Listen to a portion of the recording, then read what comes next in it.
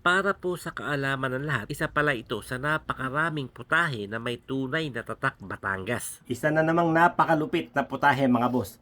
Champeni ng mga taga Batangas. Pangulam, pangpulutan, bahala ka na. Meron tayo ditong pyesa ng kambing mga boss. Laman loob, 1 kilo yan. Pinakuluan ko na yan ng 1 beses tapos tinapon ko yung tubig. Lalagyan natin ng luya at asin. Pakukuluan lang natin hanggang sa lumambot. Sa pagkakataong ito mga boss, unahin na natin ang luya galing parang Middle East. Bawang galing Ilocos.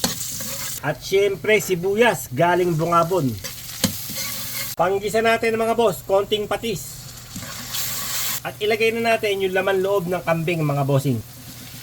Isasangkot siya lang natin ito ng mabuti mga bossing. Hanggang sa semi maprito, hanggang sa semi maglagitikan. At pag semi nagpuputo ka na mga bossing, pwede na tayong maglagay ng pineapple juice. Toyo. Liver spread mga boss. At syempre maglalagay tayo ng ketchup. Dahon ng laurel. At syempre pamintang wasak.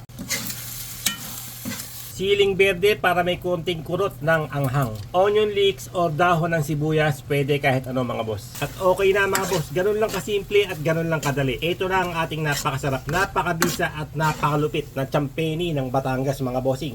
Pangulam, pangpulutan, bahala ka na.